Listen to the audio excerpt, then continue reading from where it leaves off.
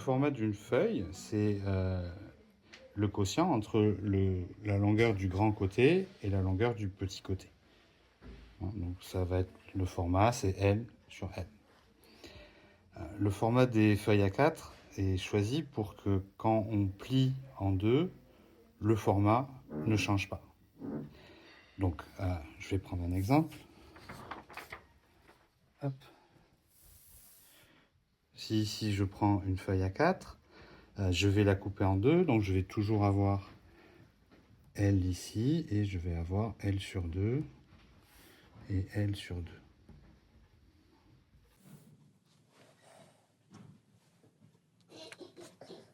J'enlève la moitié et je tourne. Et on voit visuellement que ce format et ce format sont les mêmes.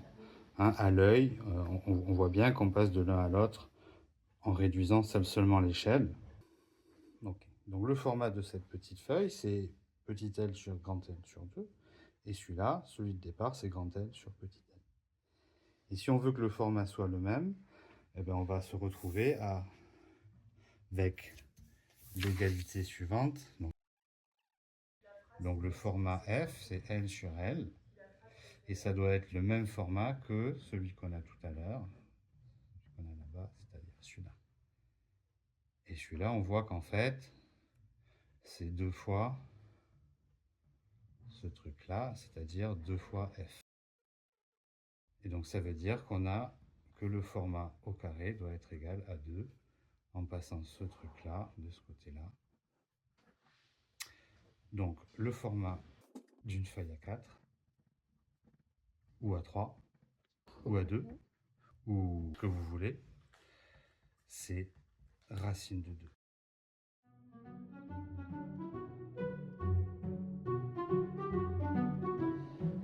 Donc comme on vient de discuter, le format de la norme A4, A3, etc., c'est un rapport entre racine de 2 et 1. Ça veut dire quoi? Ça veut dire que l'aire de ce rectangle, elle vaut 1 fois racine de 2. L'aire de ce rectangle vaut racine de 2. Alors, ce qu'on observe, c'est que ce rectangle, on peut déjà voir qu'il est composé d'un grand carré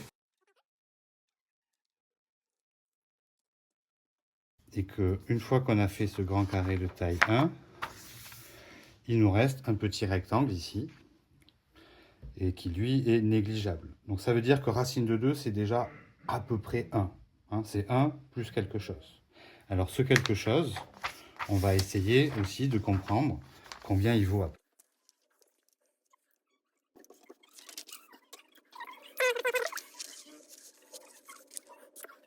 Donc maintenant, ici j'ai une R1 et ici j'ai une R qui est plus petite.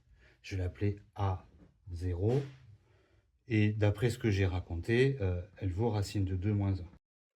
Donc une R qui vaut A0, si elle est petite, ça veut dire que 1 sur A0, elle est grande. Donc si ça c'est petit, 1 sur A0. Alors comment on fait pour avoir 1 sur A0? En fait, on fait juste un zoom et je vais supposer, comme tout à l'heure, que là j'ai mon côté de longueur 1 et là je vais avoir un côté de 1 sur A0. Vu que j'ai fait un zoom, ce rectangle a le même format que tout à l'heure. Et je vais jouer à la même chose, je vais essayer de comprendre dans 1 sur A0 combien de fois je peux mettre 1. Donc je refabrique mes carrés, comme tout à l'heure. Donc il rentre un carré, il rentre un autre carré, et puis il reste un petit rectangle à nouveau.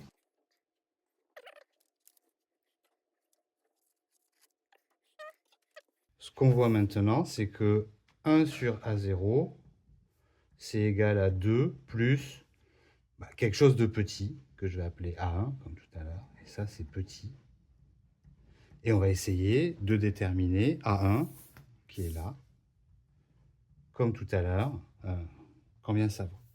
Donc jusqu'à présent, ce qu'on a fait, c'est la chose suivante. On a dit que racine de 2, c'était 1 plus A0. Et donc c'est 1 plus l'inverse de ça. 2 plus quelque chose de petit.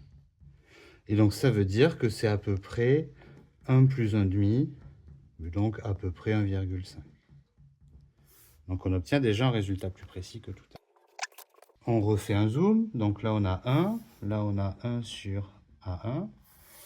Et on va voir à nouveau combien de fois je peux mettre 1 là-dedans. Donc je plie.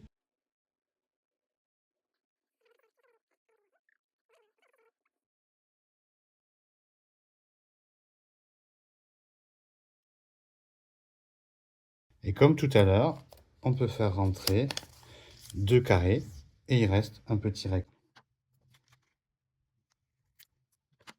Ça, c'est A2. Donc, racine de 2, c'est 1.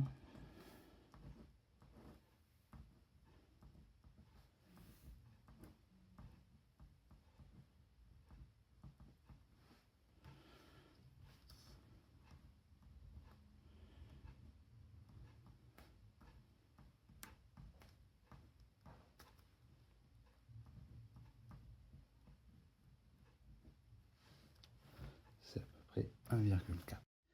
Donc, on reproduit cette construction. On a un grand carré, 2 carrés plus petits, 2 carrés encore un peu plus petits, 2 carrés carrément petits. Et à la fin, il va rester un tout petit rectangle. Et ce rectangle-là, on va pouvoir à nouveau appliquer des opérations dessus. Et il restera toujours quelque chose.